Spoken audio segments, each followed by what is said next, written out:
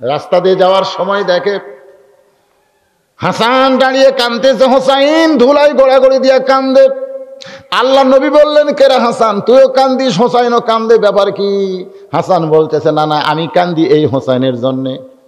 আপনার হোসাইন বড় বেদব হয়ে গেছে। কিছুক্ষণ আগে রাস্তা দিয়ে একটা ব্যক্তি ঘোড়ার পিঠে চড়ে গেছে, তখন থেকে হোসাইন ঘোড়ায় চড়ার বায়না শুরু করেছে। এখন বলেন, না না, আমি হাসান ঘোড়া কোথায় পাবো? আল্লাহ নবী বলেন, কেরে হাসান, তুই কি বলতে পারিস না বাড়ির মধ্যে ঘোড়া আছে? হাসান কান্দের বলে, না না, আমি মিথ্যা কথা কেমনে বলবো, আমাদের বাড়িতে তো কোনো ঘোড়া নাই। আল্লাহ নবী বলেন, আছে কি নাই, চল তোদের দেখায়। হোসাইনকে ধুলাই পড়া হোসাইনকে নবী বুকের মধ্যে নিয়ে বাড়িতে এসে দরজা বন্ধ করে দেয়। হাসান বলে, না না, দরজা বন্ধ করলেন কেন? আল্লাহ নবী বলেন, পাগলা ঘোড়া দরজা খোলা পাইলে বার হয়ে যদি দৌড় দেয়। আসলে বাড়ির মধ্যে কোনো ঘোড়া নাই, দরজা বন্ধ করার কারণ হলো নবী এখন নিজেই ঘোড়া হয়ে যাবে। সুবহানাল্লাহ কন্যা। আল্লাহ নবী ঘোড়া হইয়া দুইটা নাদিকে পিঠের উপরে নিয়ে নিজেই ঘোড়ার মতন টকবক টকবক শব্দ করেছে। তার মানে বোঝা গেল ছোট বাচ্চাদের ভালোবাসা হলো নবীর সুন্নাহ। রাসূল বললেন, তালহা, সর্বসাকল্যে তোমার বিরুদ্ধে অভিযোগ হলো তিনটা। ধরে বলেন কয়টা? এক নম্বর অভিযোগ ওসমান করেছে, ফজরের সালাম ফিরালেই তুমি বাড়ির দিকে দৌড় দাও। 3 দিন দেখেছে। তালহা বলে, রাসূলুল্লাহ, ওসমান গনি 3 দিন দেখেছে, কিন্তু এই আমলটা আমি অনেক দিন হলে করতেছি। সুবহানাল্লাহ কবেন না নাউজুবিল্লাহ কবেন? সুবহানাল্লাহ। ওসমান গনি কয়দিন দেখছে? 3 দিন দেখার পরে আপনাকে বলেছে, কিন্তু আমি অনেক দিন হলে আমল করতেছি। আল্লাহ নবী চমকে গিয়ে বলে, কেন করতেছো? বলে, ইয়া রাসূলুল্লাহ, এই যে আমার পরনে আপনি কাপড় দেখতেছেন, এই যে আমার পরনে কাপড় দেখতেছেন, এই একটি মাত্র কাপড় ছাড়া আল্লাহ নবীর সামনে দাঁড়ানোর মতন কোনো কাপড় আমার বাড়িতে নেই। এই একটা মাত্র কাপড় ছাড়া আল্লাহ নবীর সামনে। কার নবীর সামনে? আল্লাহ এবং নবী। নামাজে যখন আমরা দাঁড়াই কার সামনে? আরো জোরে জোরসে বলুন। তো আল্লাহর সামনে দাঁড়াইতে গেলে কেমন কাপড় দরকার? এই কথা কয় না কেন? অনেক ছেলেবেলে দেখি মসজিদের মধ্যে গেলে ফুল প্যান্ট গোছায়, এরকম গোছায়। আমি বললাম, কে বাজান ফুল প্যান্ট গোছাচ্ছ? বলে, হুজুর টাকনুর তলে কাপড় দেখে নামাজ হবি। এতক্ষণ আমার ফুল প্যান্ট টাকনুর তলে ছিল, তো এখন নামাজ পড়ার জন্যই গোছাচ্ছি। আমি বললাম, পাগলা, টাকনুর তলে ফুল প্যান্ট দিয়ে নামাজ হবে, কিন্তু টাকনুর তলে পোশাক পরে রাস্তায় হাঁটা চলবে না। কারণ তুমি যখন টাকনুর তলে পোশাক পরে রাস্তায় হাঁটবা, তখন তুমি জুতো পরো বা স্যান্ডেল পরো, চড়াং চড়াং করে হাঁটার সময় ওই রাস্তার ময়লা তোমার এই কাপড়ে লাগবে। এই জন্যে টাকনু ধোয়া ফরজ। ওজুর সময় টাকনু পর্যন্ত ধোয়া কি? কথা কন না কেন? টাকনু পর্যন্ত ধোয়া কি? তো তোমার টাকনু তো কাপড় দিয়ে ঢাকা আছে, তাহলে রাস্তার নাপাকে তো তোমার টাকনু লাগে নাই, তোমার কাপড়ে লাগছে। জোরে কর কথা, ঠিক কি না? তাহলে নামাজ পড়তে গেলে শরীর পাক, কাপড় পাক। যে তোমার কাপড় তো নাপাক হয়ে গেছে, এখন সেই নাপাক কাপড় যতই গোছাও আর হবে না। এই জন্যে টাকনুর উপর পর্যন্ত কাপড় বানাতে হবে। জোরে কন কথা, ঠিক কি না? পুরুষ মানুষের জন্য সতর হলো নাভির উপর থেকে টাকনুর উপর পর্যন্ত, এটা হলো সতর। এ পর্যন্ত ঢাকতেই হবে। পুরুষ মানুষের নাভি অন্য কোনো পুরুষ দেখলে কবিরা গুনাহ হবে। আপনার নাভি যদি কোনো মরদ মানুষ দেখে, তাও কবিরা গুনাহ হবে। এই আপনার রাস্তা দিয়ে কি খালি গায়ের নাভি বের করে হাঁটে? মরদ গুলে হাঁটতেছে, লজ্জা শরম নাই। পুরুষ মানুষের জন্য টাকনু ঢাকা, এটা কি সওয়াবের কাজ না পাপের কাজ? এখন কবিরা গুনাহ। আল্লাহ রাসূল বলেছেন, হাসরের ময়দানে যে সমস্ত পুরুষ টাকনু ঢাকা ফুল প্যান্ট পরে, প্যান্ট পরে, পায়জামা পরে, লুঙ্গি পরে, ওদের দিকে আল্লাহ রহমতের নজরে তাকাবে না। আল্লাহর বান্দার একটু খেয়াল করবেন। তাহলে আপনি কি করবেন? যখন পায়জামা বানাবেন, তখন নাভির উপর থেকে টাকনুর উপর পর্যন্ত মাপ দিবেন। ফেরেশতা বলতেছে, আল্লাহ তোমার বান্দা দেখো খলিফার কাছে, দর্জির কাছে তার পায়জামা, তার ফুল প্যান্ট মাপ দিল নাভির উপর থেকে টাকনুর উপর। আল্লাহ এই যে মাপ দিল, আল্লাহ কয় মাপ দেওয়ার সঙ্গে সঙ্গে ওর জীবনের গুনাহ আমি আল্লাহ মাফ করে দিলাম। এখন থেকে আপনারা পোশাক বানাবেন, খেয়াল করছেন কিভাবে? মসজিদের মধ্যে এসে কে পাগলা, ওটা তুমি যতই গোছাও তোমার কাপড় যে নাপাক হয়ে গেল। তুমি টাকনু পর্যন্ত ধুলে, কিন্তু টাকনু ঢাকার কারণে তোমার ফুল পানের নিচে যে নাপাক হলো ওই পর্যন্ত, না কাটা পর্যন্ত, না পবিত্র করা পর্যন্ত তোমার নামাজ হবে না। কারণ নামাজ পড়তে গেলে শরীর পাক, তারপরে 2 নম্বর কি পাক? আর জোরে বলেন কি পাক? কাপড় পাক। 3 নম্বর হলো নামাজের। পৃথিবীর মধ্যে সবচাইতে পাক জায়গা হলো মসজিদ। এই জন্য 70 রাকাত নামাজ আপনারা পারতপক্ষে মসজিদে জামাতের সঙ্গে আদায় করবেন। আপনাদের গ্রামের মসজিদটা হলো সবচাইতে পুরাতন মসজিদ, জোরে কোন ঠিক কিনা? এলাকার মধ্যে এই গ্রামের মসজিদ হলো সবচাইতে পুরাতন মসজিদ। সেই মসজিদকে আবার আপনারা সুন্দর করে তৈরি করতেছেন। তাহলে মুয়াজ্জিন আজান দেওয়ার পর এই সুন্দর মসজিদ বাদ দিয়ে বাড়িতে কি নামাজ পড়া যাবে? এজোর এখন যাবে? তা আলীনগর কালীনগর 2 নাম কেন? আলী কালী 2টা কেন? আচ্ছা ঠিক আছে, কালী থয় যাবে না, আলীর সাথে কালী থয় যাবে না। না না, এখনো দেখবেন অনেক পীর ফকির যারা, তারা কিন্তু দোহাই আলী দোহাই কালী, মানে আলী আর কালীকে একসঙ্গে হ্যাঁ, এখন ওই কালী বাদ দেওয়া লাগবে, কালী বাদ, খালি আলী।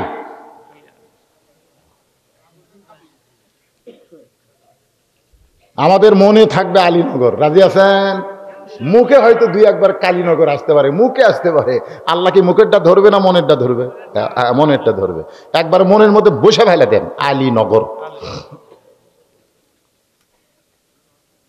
তালহা বলতেছে, রাসূলুল্লাহ, এই একটি মাত্র কাপড় ছাড়া আমার আর কোনো কাপড় নাই, যেই কাপড় পরে আল্লাহ নবীর সামনে দাঁড়ানো যায়। আমি মাটির একটা গর্ত করেছি, মাটির একটা কি করছি, ওই গর্তের মধ্যে আমার বউকে নামায় দিয়া, মানে গোটা পরিবার মেলায় একটা কাপড়, যেটা পরে আমি দরজা খুলছি, এই একটা মাত্র কাপড় ছাড়া আমার বাড়িতে আর কোনো পোশাক নাই, যেইটা পরে আল্লাহ নবীর সামনে দাঁড়ানো যায়।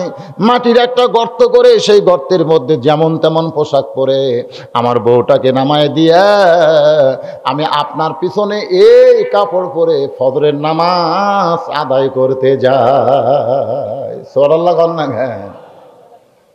আসসালাতু খায়রুম মিনান নাওম।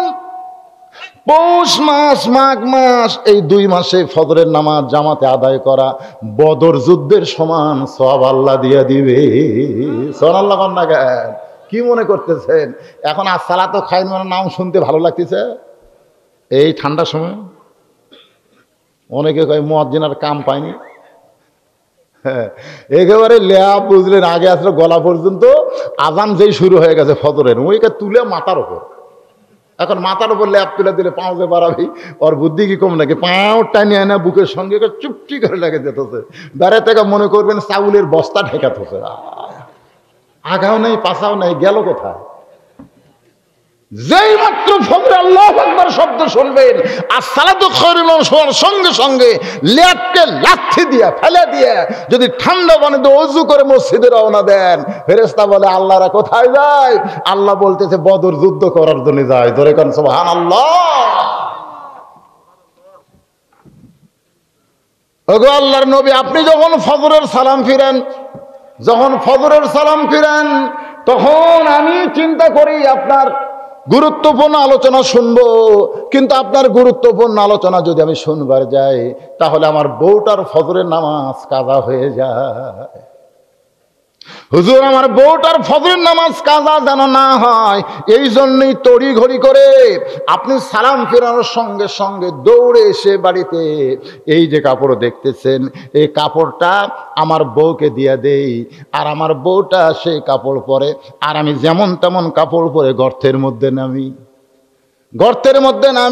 আমি যখন গর্তের ভিতরে, আমার বউটা যখন নামাজ আদায় করে আল্লাহর সঙ্গে নিজের ভাব আদান প্রদান করতেছে, এত গরিব এত অসহায় হওয়ার পরেও আমার বউটা আল্লাহর সঙ্গে নিজের ভাব, জোরে কর নিজের কি, আল্লাহ, এত অভাবের ভিতরেও তুমি যে আমাকে ফজরের নামাজ আদায় করার মতন তাওফিক দিয়েছ, যখন মুসলমান নামাজ পড়ে সে বিশ্বাস করবেন আপনি নিজে পড়তেছেন না, আল্লাহ পাক আপনাকে কবুল করেছে। আব্দুর রহিম, আমি ডাকলাম আব্দুর রহিম, ওই আমার ডাকের দিকে খেয়ালই করলো না। আবার ডাকলাম আব্দুর রহিম, না। আব্দুর রহিম, না। আব্দুর রহিম কি ঠসা? কয় না। তো ঠসা না, আমি ডাকলাম, একবার তাকালো না। এ কেমন রে? যখন মুয়াজ্জিন আজান দেয় তখন মুয়াজ্জিন আজান দেয় না, আমার আল্লাহ মুয়াজ্জিনের কণ্ঠে আজান দেয়। ধরে কোন কথা ঠিক কিনা? বারবার ডাকতেছে হাইয়া আলাস সালাত, হাইয়া আলাস সালাত, না। ওদিকে আপনি তাকালেন না। আপনি কি মনে করছেন আল্লাহ কবে কেরে বান্দা তুই কি ঠসা কেরে? হ্যাঁ, এতবার ডাকলাম, দৈনিক 5 বার ডাকতেছি, তুই একটা বার আমার ডাকে সাড়া দিলি না। আমাদের নামাজ কবুল হোক বা না হোক, যখন মুয়াজ্জিন ডাক দিয়েছে, আজান দিয়েছে, আল্লাহর ডাক, আমি মসজিদের মধ্যে গেলাম, আল্লাহ কয় বান্দারে তুই আমার ডাকে যে আমার ঘরের মধ্যে ঢুকলি, এর জন্যই জান্নাতের দরজা খুলে দেওয়া হলো। জোরে কারণ সুবহানাল্লাহ। এই জন্যই বলেছে আসসালাতু মিফতাহুল জান্নাহ, নামাজ হচ্ছে বেহেশতের চাবি। যার নামাজ নাই ওর বেহেশতে ভাগ্যে আছে, কিন্তু খুলে পারবি না। এই যে দান করবি, আজকে অনেক লোক হয়তো নামাজ পড়ে না, 5 বস্তা সিমেন্ট দিল, এই তো জান্নাত পেল, কিন্তু ওই বেহেশতের দরজার কাছে যায় কবি, কে রে রে আমার বেহেশত তো খোলে না, খোলার চাবি নাই। না না না, চাবি তো নাই, তুই নামাজ নাম। ও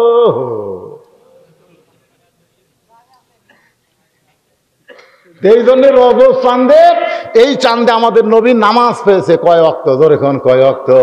সেই 5 ওয়াক্ত নামাজের ফজরের আলোচনা আমি করতেছি। তালহা বলে রাসূলুল্লাহ, আমার বউটা যখন নামাজের পরে আল্লাহর সঙ্গে 1 জগ পানির মধ্যে 1 মুষ্টি চিনি দিয়ে ঘন্টন মারলে ওই পানির মধ্যে চিনি যেমন বিলীন হইয়া যায়, আমার বউটা যখন নামাজের মধ্যে নিজের অস্তিত্ব বিলীন করে দিয়েছে, এমন সময় আপনি এসে ডাক দিচ্ছেন তালহা।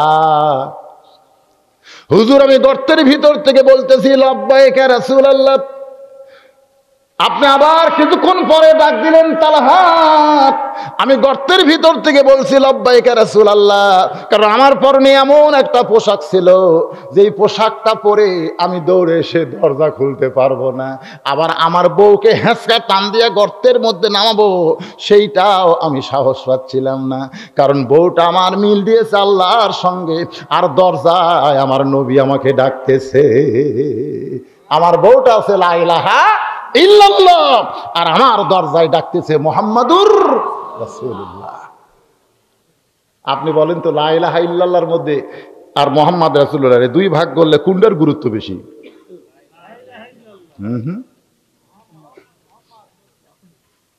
আবু জেহেল বহু জিকির করছে লা ইলাহা ইল্লাল্লাহ, লা ইলাহা ইল্লাল্লাহ, লা ইলাহা ইল্লাল্লাহ, বহু জিকির করছে। বুঝছেন, অনেক সময় জিকির করতে করতে আল্লাহ নবীর বাড়ির ধারে আসে, আবু জেহেল বাড়ির কাছেই, উতবা সাহেবা গোষ্ঠী নিয়ে এসে এখানে জিকির করতেছে লা ইলাহা ইল্লাল্লাহ, লা ইলাহা ইল্লাল্লাহ।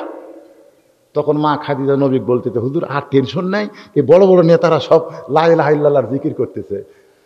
আল্লাহ রাসূল কয় আর কোনো টেনশন নাই রে, এরা যখন লা ইলাহা ইল্লাল্লাহ বলতেছে তো দরজা খুলে দিছে। আল্লাহ ডাক দিয়ে বলতেছে কুল কুল ইয়া রাসূল, আপনি বলেন ইন কুনতুম তুহিব্বুনাল্লাহ ফাত্তাবিউনি। এরা সারা জীবন যদি লা ইলাহা ইল্লাল্লাহ বলে আমি আল্লাহ কবুল করব না যতক্ষণ মুহাম্মদ রাসূলুল্লাহ না বলবে। ধরে কোন সুবহানাল্লাহ। একটু মনোযোগ দিয়ে শুনবেন। তালহা বলতেছে রাসূলুল্লাহ, আমার বউটার যখন নামাজ শেষ হয়েছে আমি হেঁচকা টান্দা গর্তের মধ্যে নামায় দিয়া আমার বইয়ের পরনে যেমন তেমন পোশাক পরায়া আর বইয়ের শরীর থেকে একটানে পোশাক খুলে সেই পোশাক পরে সেই চাদর পরে আপনার জন্য দরজা খুললাম। এই জন্যই দরজা খুলতে আমার দেরি হয়ে গেল।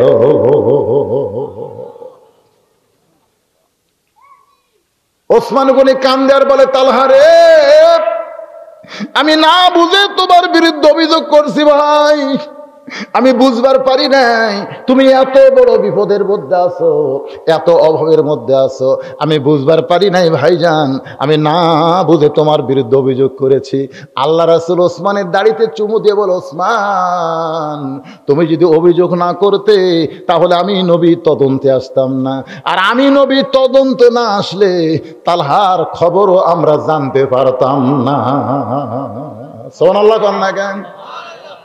এমন সময় হযরত ওমর ফারুক বলতেছে, রাসূলুল্লাহ তাহলে ছোট বাচ্চাকে খুঁটির সঙ্গে দড়ি দিয়ে বাঁধছে, সেই অভিযোগকে আপনি উইথড্র করলেন। আল্লাহর নবী বলে, তালহা এখন তোমার কাছে জানতে চাই, তুমি কচি মাসুম বাচ্চাকে রশি দিয়ে খুঁটির মধ্যে বেঁধে রাখছো, সে বাচ্চাটা বাবা বাবা বলে কাঁদতেছে, কারণ কি? তালহা বলে, রাসূলুল্লাহ এই যে আমার বাড়ির দরজায় একটা খেজুর গাছ, হুজুর গাছের দিকে তাকায় দেখেন খেজুরগুলো পাক ধরেছে, সারা রাত্রের বাতাসে ওই পাকা খেজুরগুলো টস টস করে গাছের গোড়ায় পড়ে, কিন্তু গাছের মালিক হলো একজন ইহুদি। ওগো আল্লাহর নবী, আমার বাড়ির দরজায় একটা ইহুদির গাছ, সেই গাছের খুরমা খেজুরগুলো টস টস করে টপ টপ করে সারা রাতে পড়ে। আমার ঘুমন্ত ছেলে যদি ঘুম থেকে চেতন পায়, আর চেতন পাওয়ার পরে উঠে এসে যদি ওই খুরমা খেজুর খায়, কারণ আমি সব সময় তাকে কাছে নিয়ে ঘুমাই, কিন্তু যখন আপনার পথে ফজরের নামাজ পড়তে যাব, এই সুযোগে যদি আমার ছেলেটা বের হইয়া ইহুদির গাছের খুরমা খেজুর খায়, আমি একজন মুসলমান আর আমার সন্তান ইহুদির গাছের খেজুর খাবে, এটা আমি সহ্য করতে পারলাম না। এই জন্য আমার ঘুমন্ত ছেলেকে আমি কান্দে করে আপনার পিছনে নামাজ পড়ার জন্য নিয়ে যাচ্ছিলাম, কিন্তু রাস্তার মাঝখানে গিয়ে আমার মনে হলো আপনি বলেছেন 7 বছর থেকে বাচ্চাদের নামাজের তালিম দিও আর 10 বছর থেকে বাচ্চাদের নামাজ ধরায়ও, কিন্তু আমার বাচ্চার বয়স হচ্ছে কেবলমাত্র 5 বছর। এখন 5 বছরের ছোট্ট বাচ্চাকে আমি মসজিদে আমার সঙ্গে নিয়ে যাব, আমরা যখন নামাজ শুরু করব তখন আমার এই ছোট বাচ্চা যদি আমাদের নামাজ নষ্ট করে দেয়, হুজুর আমার বাচ্চাকে সঙ্গে করে মসজিদে নিয়ে যাইতেও সাহস পাইলাম না, কারণ যদি নামাজ নষ্ট করে দেয়, যদি দেয় না, এই জন্যে আপনি বাচ্চাদেরকে নিয়ে যাবেন কখন? 7 বছর। জোরে কোন কখন? কমপক্ষে 7 বছর যখন বয়স হবে তখন আপনি বাচ্চাদেরকে মসজিদে নিয়ে যাবেন। ছোট বাচ্চারা মসজিদে নিয়ে গেলে আপনারা যেন আবার বেজার হন না। আর এই সামনে কাতারে ছোট বাচ্চা নামান যাবে না, এ ফতুয়াও মানবেন না, কারণ বড় মানুষের মাঝে মাঝে ছোট ছোট বাচ্চাদেরকে ডাল করাই দিলে এরা ভদ্র হবে। সুবহানাল্লাহ না কেন? কিন্তু একই সাথে যে 4টা ছোট বাচ্চা থন এক ঈদুল ফিতরে এই সমস্ত বাচ্চাদেরকে 3 বছর 4 বছরের বাচ্চাদেরকে বাপেরা নিয়ে গেছে, একেবারে সেই পাঞ্জাবি ফতুয়া গাওয়াত দিয়ে সেই রকম ঢক। তো যখন আমি নামাজ শুরু করলাম, ঈদের নামাজ কিন্তু বুঝতেছেন ভাই, এটা কি অন্য নামাজ লোকমা টমা দিয়ে সাইজ করবেন? আমরা যখন নামাজের রুকুত গেছি, ওই বাচ্চাগুলো একত্র হয়ে বলতেছে, এ সবাই উপর হসে রে, যেই কত উপর হসে বুঝলেন, যে কটা শেষ দাতা দিল হো করে হাসে উঠছে, ওরকে হাসির চোটে আমারও হাসি। আমি খুঁজলে দেখলাম যে কয়টা বলছে সবাই উপর হসে, এরকে বয়স হলো 4 বছর, 3 বছর, 5 বছর, 7 বছর না। এই জন্য রাসূলের হাদিসটা আমাদের খুব খেয়াল করা দরকার। আপনার বাচ্চার বয়স কমপক্ষে 7 বছর না হলে আপনি মসজিদে নিয়ে যাবেন। কথা কন না কেন? যাবেন।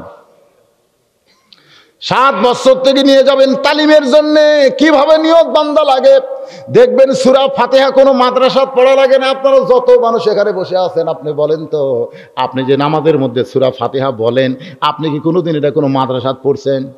কোনো মাদ্রাসায় পড়া লাগে না, কারণ ইমামের পিছনে দাঁড়ায়া দাঁড়ায়া এটা শুনতে শুনতেই আল্লাহ পাক অটোমেটিক আমাদের সূরা ফাতিহা দান করেছে। সুবহানাল্লাহ কন্যা। এর সাথে সাথে দেখবেন ছোট ছোট কয়েকটা সূরা। আমি যে এত বড় হুজুর হয়ে গেছি, তারপরও সূরা ফাতিহা কোনো মাদ্রাসাত পড়ি নাই, সূরা ইখলাস কোনো মাদ্রাসাত পড়ি নাই, সূরা কাউসার কোনো মাদ্রাসাত পড়ি নাই। এগুলা ছোটবেলায় ইমামের ভিতরে নামাজ পড়তে পড়তে আমাকে মুখস্থ হয়ে গেছে। ধরে খান কথা ঠিক কিনা? আত্তাহিয়াতু দরুদ শরীফ এইগুলা কিন্তু আমরা বই পুস্তক দেখে কোনোদিন পড়ি নাই। এগুলা নামাজ পড়বার যায় শুনতে শুনতে একজন মুরব্বী একজন যুবক আমাদের শোনায় শোনায় আমাদের মুখস্থ হয়ে গেছে। আর ছোট্টবেলায় যে দোয়াগুলো মুখস্থ হয়, বুড়া বয়সে সেইটা কিন্তু আর কখনো সম্ভব। আমার এলাকার এক মুসল্লি খুব এখন পরে 52-53 বছর বয়স, সূরা ইখলাস দিয়ে ওই বেতের নামাজ পড়ে, 3 বার সূরা ইখলাস করে যাইঙ্গা। আমার কয় হুজুর আমি সূরা ইখলাস দিয়ে পড়ি, দোয়া কোনো তো পারি না। তো পারেন না ভাই, শিখেন। কয় হুজুর আমি তো আরবি পারি না, তাহলে বাংলা লিখে দেন। তো বাংলায় দোয়া কোনো তো আমি সুন্দর করে উচ্চারণ করে অনেকে লিখে দিলাম। মাস 2 পরে খবর নিলাম, খবর কি? আর্ধেক হতে হুজুর। মাস 3 পরে খবর কি? বলে প্রথমকার আর্ধেক শেষ করে শেষের আর্ধেক মুখস্থ করতে করতে আগেকার আর্ধেক শেষ। মানে আর গোটাল দোয়া কুনুত হচ্ছেই না। এই জন্য দোয়া কুনুত মুখস্থ করা লাগবে 7 বছর থেকে 10 বছরের মধ্যে। জোরে কোন কথা ঠিক কিনা? নামাজের যত দোয়া দরুদ যা আছে এগুলা বুড়া বয়সে মুখস্থ করবে গেলে আপনি পারবেন না। এই জন্য তালিমের বয়স কত? 7 থেকে 10। জোরে কোন কত? আল্লাহ রাসূল তালহা বলতেছে, ইয়া রাসূলুল্লাহ, আমি বাড়িতে আমার সন্তানকে রাখতেও ভয় করলাম, যদি আপনার পিছনে নামাজ পড়তে, ফজরের নামাজ পড়তে যাই, আর আমার বাচ্চা তেতন পায় যদি ইহুদির গাছের খুরমা খেজুর খায়, সাথেও নিয়ে যাইতে ভয় পাইলাম, আবার বাড়িতে রাখতেও ভয় পাইলাম। এই জন্য আমার ঘুমন্ত বাচ্চাকে আমি রশি দিয়ে খুঁটির মধ্যে বেঁধে রেখেছি। এখন পর্যন্ত আমার বাচ্চার বাঁধন খুলি নাই, কারণ আমি গর্তের মধ্যে নামছি, আমার বউ ফজরের নামাজ আদায় করলো, আমার বউকে এখন গর্তের মধ্যে নামায় দিয়ে আমি এখন আপনার জন্য দরজা খুললাম। হুজুর এখন পর্যন্ত আমার বাচ্চাকে রশি মুক্ত করতে পারি নাই। সঙ্গে সঙ্গে আল্লাহ নবী বললেন, তালহা, এত অভাবের ভিতরেও একটা ইহুদির গাছের খুরমা খেজুর থেকে তুমি তোমার বাচ্চাকে হেফাজত করেছো। তুমি আসলে তোমার বাচ্চাকে ইহুদির গাছের খুরমা থেকে হেফাজত করো নাই, তোমার বাচ্চাকে আল্লাহ জাহান্নাম থেকে হেফাজত করেছে। সুবহানাল্লাহ, জোরে গান। এত অভাব, এত অভাব, তারপরে ইহুদির গাছের খুরমা খেজুর একজন মুসলমানের বাচ্চাকে তার বাবা খাওয়ায়নি। আজকে আমাদের বাংলাদেশে আমাদের কি অভাব খুব বেশি? আপনার বলেন তো, গ্রামীণ ব্যাংক, ঠেঙ্গামারা, আশা, কিয়ার, কারিতাস, এই এনজিওগুলোর মূলে কি আছে?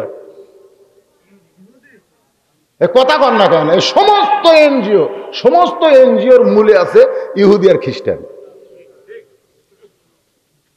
একদিন এই এনজিওর একজন ম্যানেজার এসে আমাকে বলতে, হুজুর আপনারা তো খালি ওয়াজ করে করে টাকা কামাই করে খান, আপনারা তো জীবনে কোনো গরিবের উপকার করেননি। আমরা এনজিও হলাম দাতা সংস্থা হুজুর, আমরা অসহায় মানুষকে সাহায্য করি, আর আপনি আমাকে এনজিওর বিরুদ্ধে ওয়াজ করেন। আমি ম্যানেজারকে বললাম, ভাই শোনেন, আমি আপনাকে একটা কাহিনী শুনাই। বলে কি কাহিনী? বলে কাহিনী হলো, একটা মানুষ 2 বিয়ে করছে, 2 বিয়ে করলে 2 বইয়ের সম্পর্ক কেমন?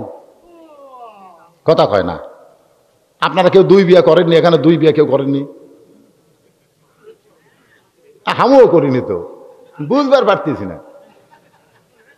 কিন্তু আমি শুনেছি যারা 2 বিয়ে করছে 2 বইয়ের সম্পর্ক খালি দাও কুড়েল, মানে সতীনে বুঝতেছেন না। কিন্তু এলাকার মধ্যে খবর হয়ে গেছে একই সঙ্গে 2 সতীন সন্তান প্রসব করেছে, 2 জনে 2টা ছেলে সন্তান, একই সাথে একেবারে টাইমলি কাম হয়ে গেছে, 2 জন 2টা ছেলের মা হয়ে গেছে। কিছুদিন পর এলাকার মধ্যে খবর, এক সতীন তার নিজের সন্তানকে মাটিতে রাখে, আর শত্রু সতীনের সন্তানকে বুকে নিয়ে আদর করে। গোটা গ্রামের মধ্যে খবর, সতীন তার নিজের সন্তানকে মাটিতে রাখে, কান্নাকাটি করে, ওদিকে খেয়াল নাই, কিন্তু সতীনের সন্তানকে বুকে নিয়ে আদর করে। গোটা গ্রামের সমস্ত লোকেরা চিন্তা করে এটা কেমন কথা। একজন মেয়ে মানুষ বলতেছে এটা কখনোই হতে পারে না, এর মধ্যে কিছু ষড়যন্ত্র আছে। তো মেয়েটা বাড়ির মধ্যে গেছে, যায় দেখে মাটিতে একটা বাচ্চা কাঁদতেছে আর লাফালাফি করতেছে, মানে কান্দিচ্ছে, আমাকে কাঁদতেছে, হাত পা মারতেছে। কয় ওটা কে? কয়টা আমার কলিজার টুকরা। আর একটা কোলের মধ্যে নেই, বাবুত্ব করতেছে। কয় ওটা কে? কয়টা সতীনের সন্তান, আমার শত্রু। তখন বলে তুই কি পাগলি নাকি? নিজের সন্তান মাটির গড়াগড়ি দিয়ে কান্দে, আর সতীনের সন্তানকে বুকে নিয়ে তুই আদর করিস, কারণ কি? বলে কারণ যদি শুনবার চাস ঘরের মধ্যে আয়। তো ঘরের মধ্যে যা বলতেছে, কারণ হলো আমার স্বামী গরিব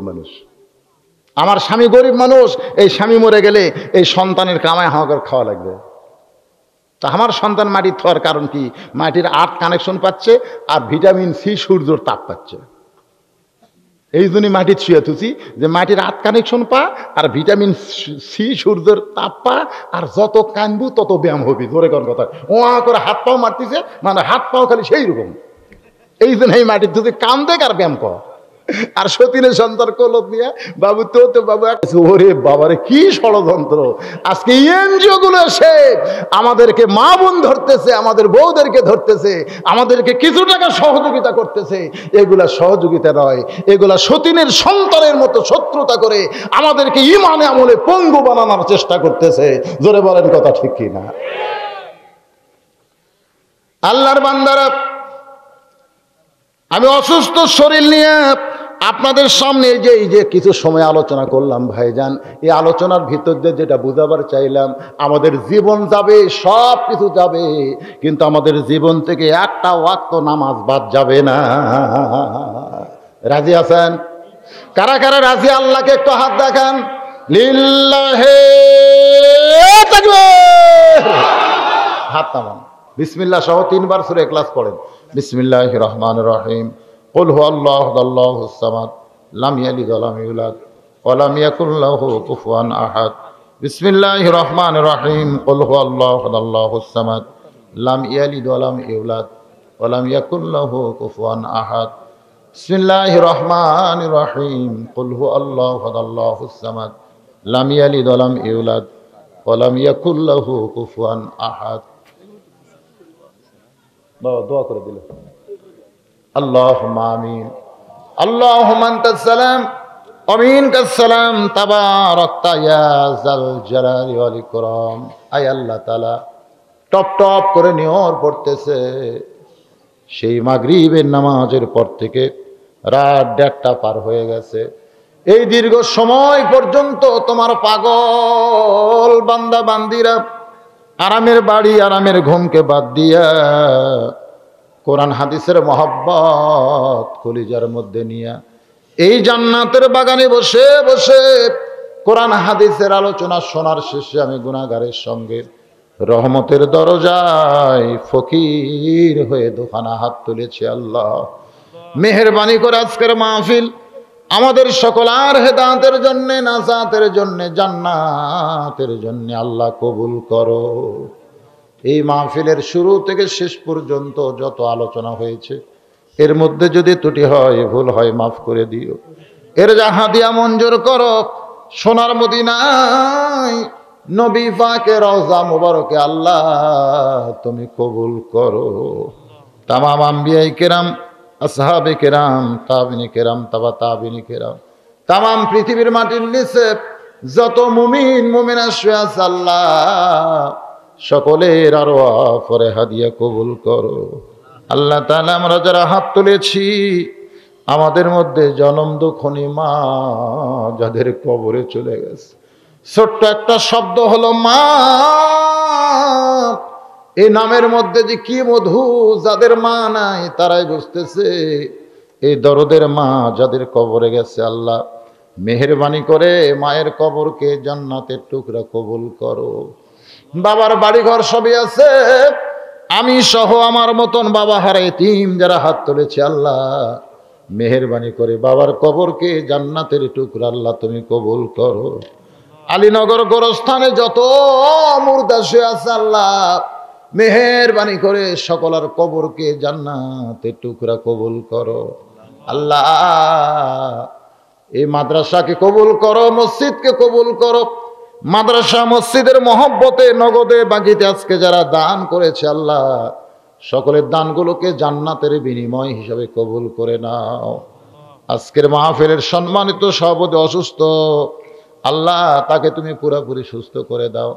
আজকের মাহফিলের সম্মানিত প্রধান অতিথি, বিশেষ অতিথি, এই মাদ্রাসা এই মসজিদের সভাপতি, ম্যানেজিং কমিটির সভাপতি, সহসভাপতি, সেক্রেটারি, ক্যাশিয়ার, যারা কষ্ট করে এত সুন্দর আয়োজন করেছে, মাহফিলের আয়োজন করেছে আল্লাহ তাদের সকলকে জান্নাতি কবুল করে নাও। এই মাদ্রাসার মুহতামিম, মাদ্রাসার উস্তাদ, মাদ্রাসার তালবে ইলম, যে 2 জনের মাথায় পাগড়ি দেওয়া হলো আল্লাহ মেহেরবানি করে আল্লাহ আপনি কবুল করে নেন। আল্লাহ আমি গুনাহগার বলে দোয়া ফিরায় দিয়েন না আল্লাহ।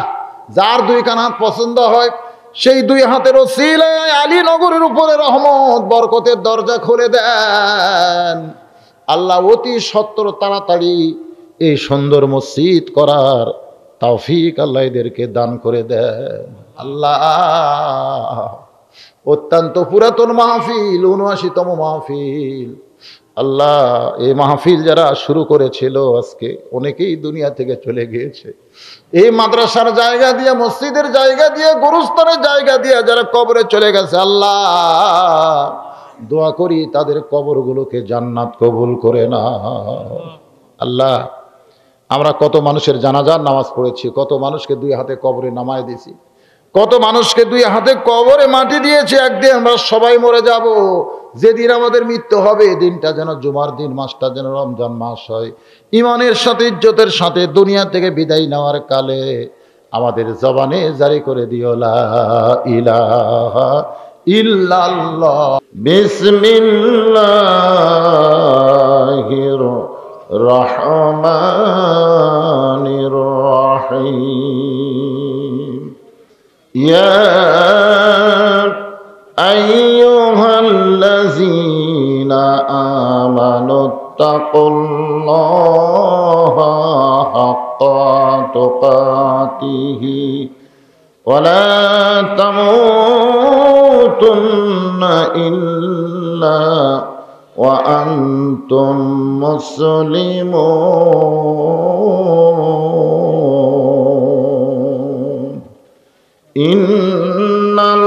ইন্নাল্লাহা ওয়া মালাইকাতাহু ইসাল্লুনা আলান নবী ইয়া আইয়ুহাল্লাযীনা আমানু সাল্লু আলাইহি ওয়া সাল্লিমু তাসলিমা। সাল্লাল্লাহু আলা মুহাম্মাদ সাল্লাল্লাহু আলাইহি ওয়া সাল্লাম। সাল্লাল্লাহু আলা মুহাম্মাদ সাল্লাল্লাহু মশরিকে হুব্বে মুহাম্মদ। সকলে বলি সাল্লাল্লাহু আলাইহি ওয়াসাল্লাম।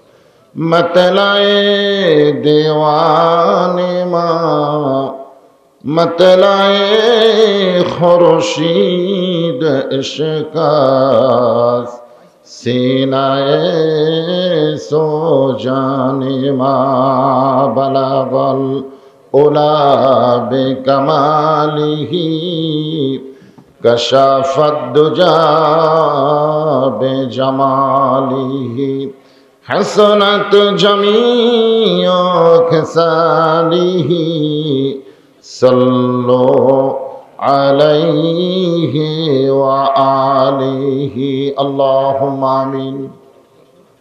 জান্নাতের বাগান থেকে জান্নাতি মানুষদেরকে নিয়ে গভীর রাতে আমি গুনাহগার তোমার রহমতের দরজায় দোখানা হাত তুলেছি আল্লাহ। হাসরের ময়দানে জাব্বার আর কাহার নামে রূপ নিয়া তুমি যখন বিচার শুরু করবে, তোমার সামনে দাঁড়ায়া সমস্ত নবীরা নাফসি নাফসি বলে কাঁদতে থাকবে। এমন কঠিন অবস্থা হাসরে হবে, সেদিন সমস্ত নবী তারা উম্মতকে ভুলে যাবে, শুধু বলবে আল্লাহ আমার কি হবে, আমার কি হবে। একমাত্র দরদি নবী শাফাতের কান্ডারি ইয়া রব্বি হাবলি উম্মতি বলে সেজদায় পড়ে যাবে। সেই কঠিন মুসিবতের সময় আজকের এই মাহফিলকে ওসিলা করে আমাদের সবাইকে রাসূলের উম্মতের কাতারে আল্লাহ কবুল করে নিও। সুবহান রাব্বিকা রাব্বিল ইজ্জাতি আম্মা ইয়াসিফুন ওয়া সালামুন আলাল মুরসালিন আলহামদুলিল্লাহি রাব্বিল আলামিন। লা ইলাহা ইল্লাল্লাহ।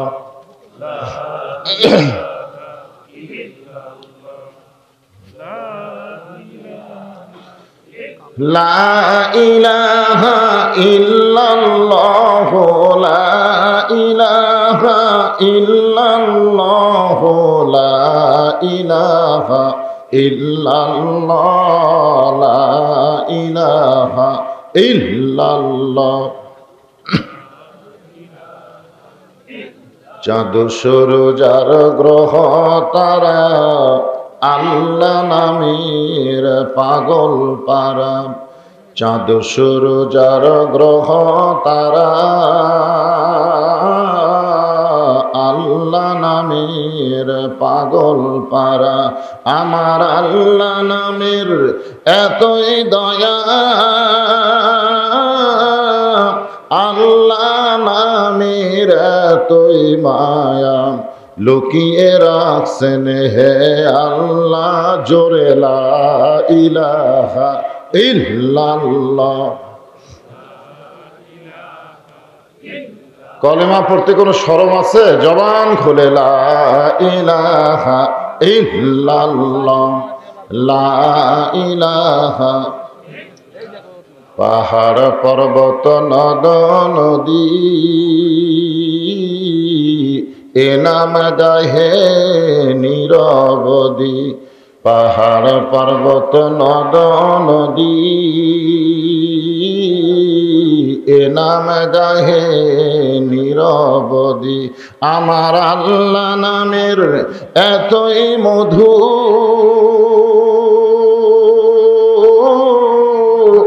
আল্লাহ নামের এতই জাদু, লুকিয়ে রাখছেন হে আল্লাহ জোরে লা ইলাহা ইল্লাল্লাহ। লা ইলাহা ইল্লাল্লাহ মুহাম্মাদুর রাসূলুল্লাহ। রাসূলের মহব্বত আমাদের সকলের অন্তরে আছে না নাই? কম না বেশি? মাশাআল্লাহ। যখনই নবীর নাম উচ্চারণ করব অথবা কেউ উচ্চারণ করলে আমি শুনবো, সঙ্গে সঙ্গে জবান খুলে বলবো সাল্লাল্লাহু আলাইহি ওয়াসাল্লাম।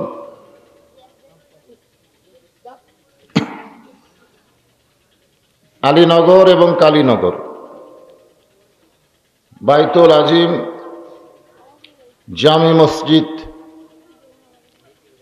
ও জয়নুল আবেদিন কুড়ালি দারুল উলুম হাফেজিয়া মাদ্রাসার উন্নয়ন কল্পে আজকের এই ৭৯তম বাৎসরিক ইসলামী জলসা, আজকের এই মাহফিল আল্লাহ তাআলা যেনাকে সম্মানিত সভাপতির আসনে কবুল করেছেন, আমি আমার অন্তরের অন্তঃস্থল থেকে সম্মানিত সভাপতিকে শুভেচ্ছা জ্ঞাপন করছি। আজকের এই মাহফিলের সম্মানিত প্রধান অতিথি, সম্মানিত বিশেষ অতিথিবৃন্দ, সম্মানিত ওলামায়ে কেরাম, আমার সামনে বসা আল্লাহর অগণিত পাগল বান্দারা, আমি আপনাদেরকে আল্লাহর পাগল বললাম, মন খারাপ করলেন? কার পাগল?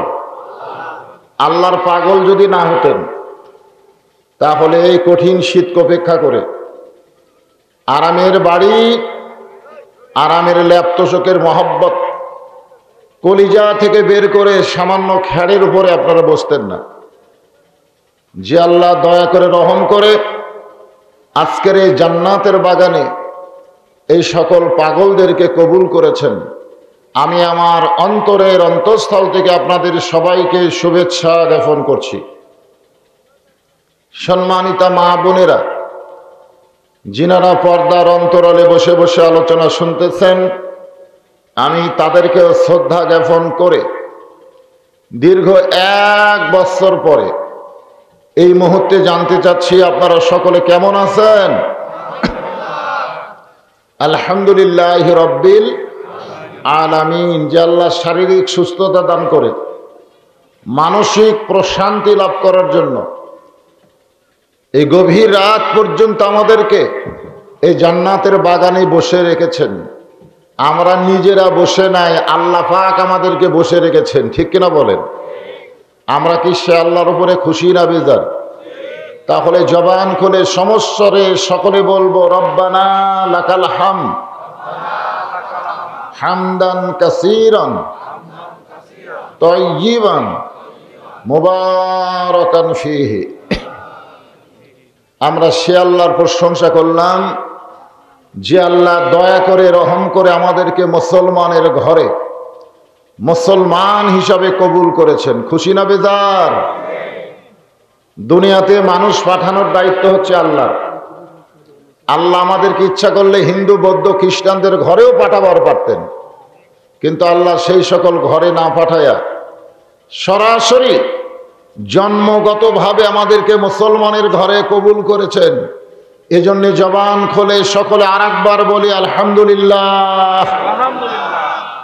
আল্লাহ আমাদেরকে এমন একজন নবীর উম্মত করেছেন, যেই নবী হচ্ছেন কি, আমরা গানের মধ্যে একটা কথা বলি না যে আছেন আমার মুক্তার, আছেন আমার ব্যারিস্টার, শেষ বিচারের হাইকোর্টেতে তিনি আমায় করবেন পার। তিনি হচ্ছেন আমাদের নবী মুহাম্মদুর রাসূলুল্লাহ সাল্লাল্লাহু আলাইহি সাল্লাম।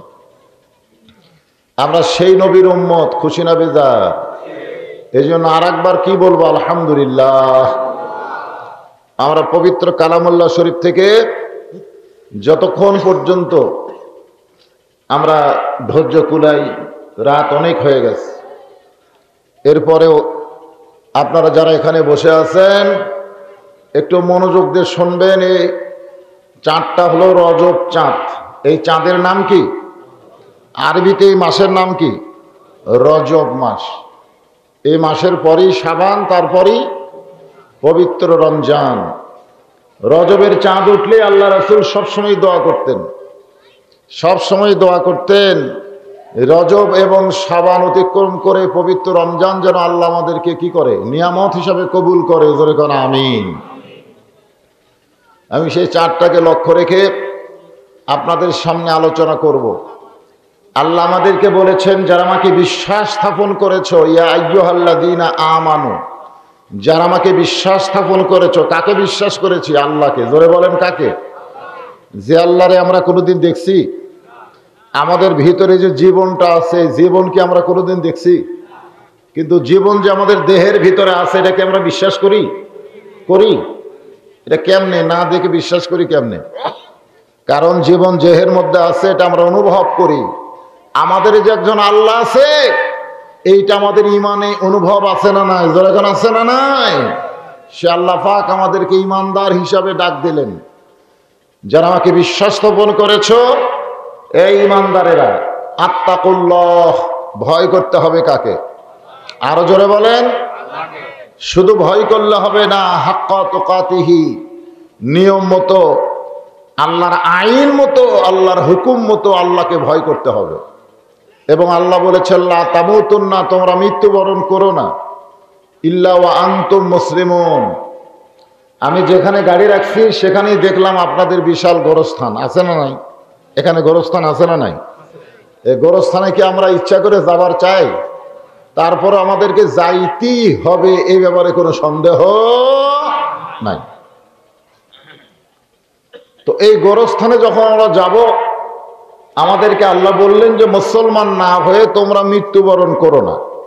এখন মুসলমান হয়ে মরতে গেলে ইমানের পরই 1 নম্বর যে আমল, সে আমলটার নাম হলো নামাজ। জোরে বলেন নাম কি?